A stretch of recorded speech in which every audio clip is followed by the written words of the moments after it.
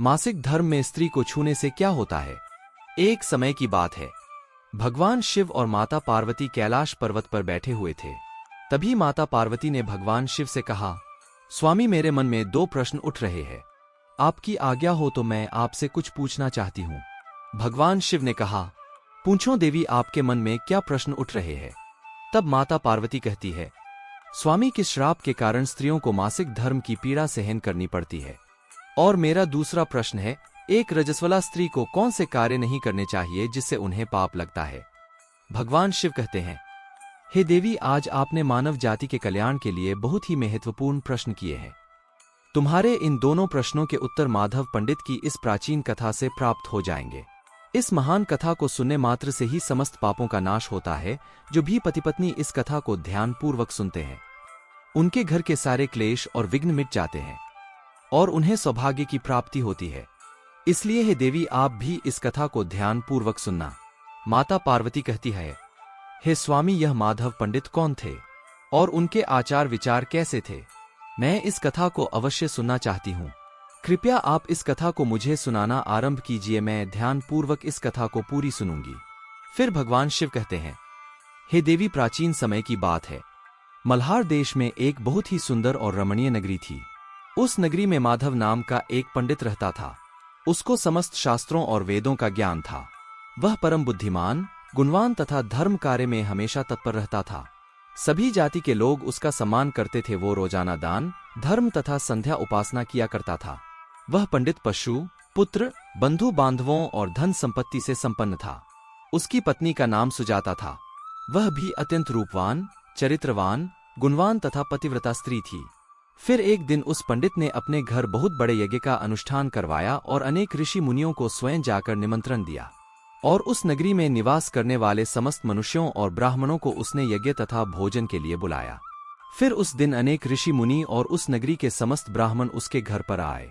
उस पंडित ने उन सभी का आदर सत्कार किया। फिर उसने सभी को घर के अंदर बुलाया और आसन पर बिठाकर भोजन कराया। ऋषि मुनियों और ब्राह्मणों को भोजन कराने के बाद उसने भगवान शिव का स्मरण करते हुए सभी को कपड़ों आदि का दान करके विदा किया। वे सभी माधव पंडित को आशीर्वाद देकर वहां से चले गए। उसके बाद उसने अपने परिवार के बंधु बांधवों तथा अनेक गरीब और भूखे लोगों को भोजन कराया। इस प्रकार से सभी को भोजन कराने के बाद और अनुष्ठान से निवृत्त होकर जब वह पंडित अपने घर के द्वार के सामने खड़ा था, तो उसने देखा कि उसके घर के सामने एक बकरी और सांड बातें कर रहे थे। उस पंडित ने उस बकरी और सांड की पूरी बात सुनी तो उसे बड़ा आश्चर्य हुआ। वो बकरी और सांड उसके माता पिता ही थे, जो पिछले जन्म के पाप के कारण इस जन्म में बकरी और सांड बन गए थे। तब वह पंडित मन ही मन सोचने लगा, ये दोनों तो साक्षात मेरे माता पिता ही हैं, जो मेरे घर पर पशु बनकर आए हैं। किस कारण से इन दोनों को पशुओं का शरीर प्राप्त हुआ है। अब इनके उद्धार के लिए मैं क्या करूं। इस प्रकार मन में विचार करते हुए उस पंडित को रात भर नींद नहीं आई और वह रात भर भगवान शिव का स्मरण करते हुए सोच विचार करने लगा। उसने सोचा, मेरे माता पिता की मुक्ति का उपाय केवल ऋषि श्रृंगी ही बता सकते हैं। फिर सुबह होते ही माधव पंडित स्नान आदि कार्य से निवृत्त होकर ऋषि श्रृंगी के आश्रम पर पहुंच गया। आश्रम पर पहुंचते ही ऋषि श्रृंगी ने माधव पंडित का स्वागत किया और कहने लगे, हे पंडित जी, आज किस कारण से आपका हमारे आश्रम में आगमन हुआ है। आपके मुखमंडल पर यह कैसी उदासी छाई हुई है। बताओ, आपके दुख का क्या कारण है। फिर माधव पंडित कहता है, हे गुरुदेव, आपके श्री चरणों में सादर प्रणाम। आपके दर्शन से आज मेरा जन्म सफल हो गया है। हे गुरुदेव, आज मैं आपके पास एक जटिल प्रश्न लेकर आया हूँ। कृपया आप ही मुझे इस कष्ट से बाहर निकाल सकते हैं। मैं अत्यंत दुखी और दुर्बल हो गया हूँ। ऋषि श्रृंगी कहते हैं, हे पंडित जी, चिंता ना करो। तुम्हारा जो भी प्रश्न है निःसंकोच होकर पूछो, मैं अवश्य तुम्हारी समस्या का समाधान करूंगा। फिर माधव पंडित कहता है, हे गुरुदेव, कल मैंने अपने घर पर शिव चर्चा रखी तथा अनेक ब्राह्मणों को और भूखे लोगों को भोजन कराया। विधि पूर्वक भगवान शिव का पूजन किया। फिर मेरे द्वार के ठीक सामने एक बकरी और सांड आया। फिर दोनों मेरे घर के सामने खड़े होकर बातें कर रहे थे। सबसे पहले बकरी उस सांड से इस प्रकार से कहने लगी, हे स्वामी, आज जो घटना घटी उसे ध्यान से सुनिए। हमारे पुत्र के घर में ब्राह्मणों के भोजन के लिए जो दूध रखा हुआ था, उस दूध में एक सांप ने अपना जहर उगेल दिया था, जिसे देखकर मुझे बड़ी चिंता होने लगी। उसी दूध से भोजन बनने वाला था। अगर सभी लोग उस दूध को खा लेते तो उनकी मृत्यु हो जाती। इसलिए मैंने उस बर्तन से सारा दूध पी लिया और जब बहू की दृष्टि मुझ पर पड़ी तो उसने मुझे खूब पीटा। जिससे मेरा अंग भंग हो गया। मुझे बहुत पीड़ा हो रही है, इसी कारण से मैं लड़खड़ाते हुए चल रही हूँ और मुझे यह पीड़ा सहन नहीं हो रही है। बकरी की बात सुनकर वह सांड बहुत दुखी हुआ और वह खुद का वृतांत सुनाने लगा। हे प्रिय, अब मैं तुम्हें अपने दुख का कारण सुनाता हूँ। मैं पूर्व जन्म में इस माधव पंडित का पिता था। आज इसने सभी ऋषि मुनियों और ब्राह्मणों को भोजन कराया, किंतु इसने मेरे सामने थोड़ी सी भी घास नहीं डाली और न मुझे जल पिलाया। इसी कारण से मैं बहुत दुखी हो गया हूँ। फिर माधव पंडित कहता है, इस प्रकार से अपने माता पिता को बकरी और सांड के रूप में ऐसी बातें करते हुए देखकर मुझे बड़ा दुख हुआ और मुझे रात भर नींद नहीं आई। हर क्षण मुझे चिंता सता रही है। मैंने कभी कोई पाप नहीं किया है, हमेशा ही मैंने धर्म के कार्य किए हैं, फिर भी मेरे माता पिता को ऐसे कष्ट झेलने पड़ रहे हैं। इसी कारण से आज मैं आपके पास आया हूँ। कृपया आप अपनी योग शक्ति से पता करके मुझे बताइए, किस कारण से मेरे माता पिता की ऐसी दुर्दशा हुई है और उनकी मुक्ति के लिए मुझे कौन सा कर्म करना चाहिए। फिर ऋषि श्रृंगी ध्यान लगाकर उस पंडित के माता पिता के पूर्व जन्म के कर्मों को देखते हैं और पंडित से कहने लगते हैं, हे पंडित, तुम्हारे माता पिता ने पिछले जन्म में घोर पाप किया है, इस पाप के कारण आज उनकी ऐसी दुर्दशा हुई है। फिर पंडित कहता है, हे गुरुदेव, किस पाप के कारण मेरे माता पिता की ऐसी दुर्दशा हुई है, कृपया विस्तार से बताकर मैं जानना चाहता हूँ। फिर ऋषि श्रृंगी कहते हैं, हे पंडित, तुम ध्यान से सुनो। यह सांड जो तुम्हारे पिता है, यह पिछले जन्म में रामनगर के श्रेष्ठ पंडित रहे हैं। इन्होंने एक दिन पूर्णिमा का व्रत करके भोजन किया था। पूर्णिमा के व्रत के दिन इसने दान धर्म भी नहीं किया। इसने अपने द्वार पर आए हुए भूखों को कभी भोजन नहीं खिलाया। इसने अपने पितरों का श्राद्ध तर्पण भी विधि पूर्वक नहीं किया। तुम्हारे पिता ने पिछले जन्म में मासिक धर्म के दौरान ही तुम्हारी माता के साथ संबंध बनाया था और इसी पाप के कारण इसे इस जन्म में सांड का स्वरूप प्राप्त हुआ है। अब तुम्हारी माता के बारे में सुनो। तुम्हारी माता ने रजस्वला होते हुए भी भोजन बनाया। मासिक धर्म के दौरान ही इसने भगवान की पूजा की, तुलसी को जल चढ़ाया।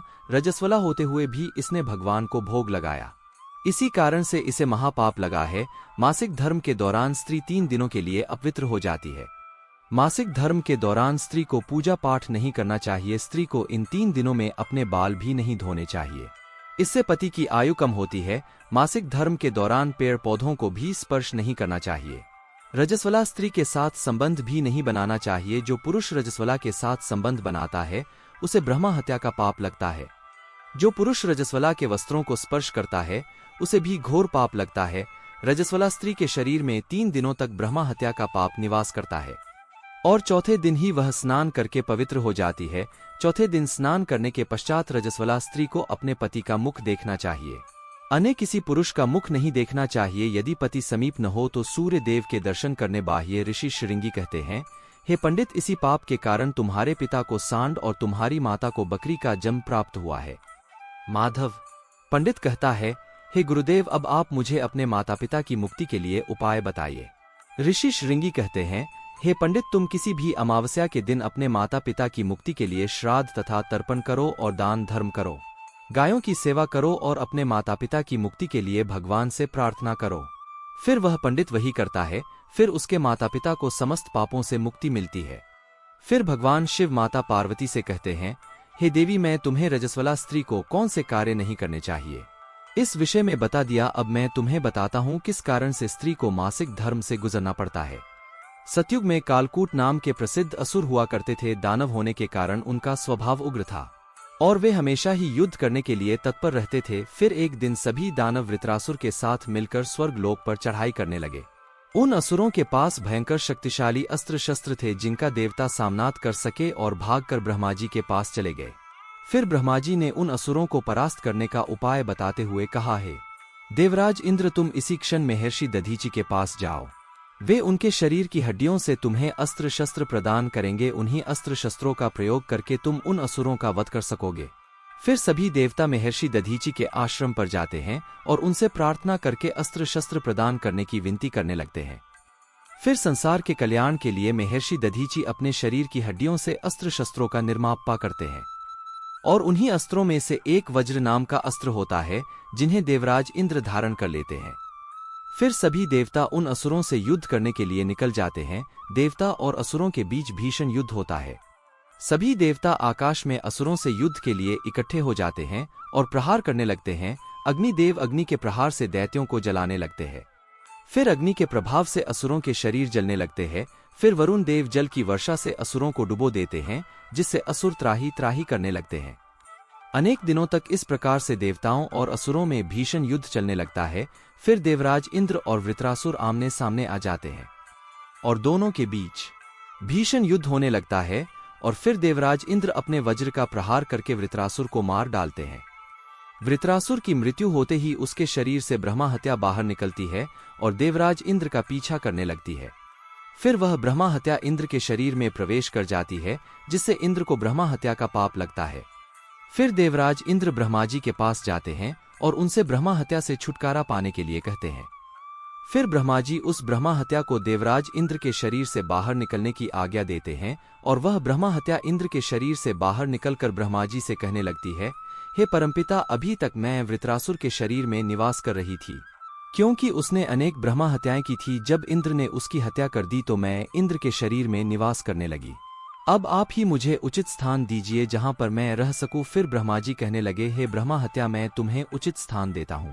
फिर ब्रह्मा जी ने ब्रह्मा हत्या के 4 भाग कर दिए और कहा, हे ब्रह्मा हत्या, तुम्हारा एक भाग अग्नि के भीतर रहेगा। जो भी मनुष्य अग्नि को आहुति नहीं देगा तो उसके शरीर में प्रवेश कर जाना। तुम्हारा दूसरा भाग जल के भीतर रहेगा। जो भी जल में गंदगी फैलाएगा अथवा मलमूत्र का त्याग करेगा, तुम उसके शरीर में प्रवेश कर जाना। तुम्हारा तीसरा भाग पेड़ पौधों में रहेगा। जो भी मनुष्य बिना कारण ही वृक्षों को काटेगा, उसे भी ब्रह्मा हत्या का पाप लगेगा। फिर ब्रह्मा जी ने अप्सराओं को अपने पास बुलाया और कहा, हे अप्सराओं, इस ब्रह्मा हत्या का 1/4 भाग तुम ग्रहण करो। अप्सराएं कहने लगी, हे प्रभु, आपकी आज्ञा से हम इसे ग्रहण करने के लिए तैयार हैं, किंतु हमें भी इससे मुक्ति का उपाय बताइए। फिर ब्रह्मा जी कहने लगे, हे अप्सराओं, जो भी पुरुष रजस्वला स्त्री के साथ संबंध बनाएगा उसके अंदर यह ब्रह्मा हत्या प्रवेश कर जाएगी। इस प्रकार से ब्रह्मा हत्या के 4 भाग हो गए, एक अग्नि में, दूसरा जल में, तीसरा पेड़ पौधों में और चौथा स्त्रियों के अंदर प्रवेश कर गया। इस ब्रह्मा हत्या के पाप के कारण स्त्रियों को मासिक धर्म होता है। जो भी पुरुष मासिक धर्म के दौरान स्त्रियों को स्पर्श करता है अथवा उनके साथ संबंध बनाता है, उसे ब्रह्मा हत्या का पाप लगता है। भगवान शिव कहते हैं, हे देवी पार्वती, इस प्रकार से मैंने आपको स्त्री के रजस्वला होने के पीछे के कारण और रजस्वला स्त्री को कौन से कार्य नहीं करनी चाहिए आदि के विषय में बता दिया है। फिर माता पार्वती कहती है, हे स्वामी, आज आपत्ते मुझे बहुत ही महत्वपूर्ण ज्ञान दिया है। मैं भी आपको वचन देती हूँ, जो भी स्त्री मासिक धर्म के दौरान पूजा पाठ करेगी और पति के साथ संबंध रखेगी, उसके घर में मैं कदापि प्रवेश नहीं करूंगी। तो दोस्तों, हम उम्मीद करते हैं कि आपको यह कहानी अच्छी लगी होगी। हमें कमेंट में जरूर बताएं।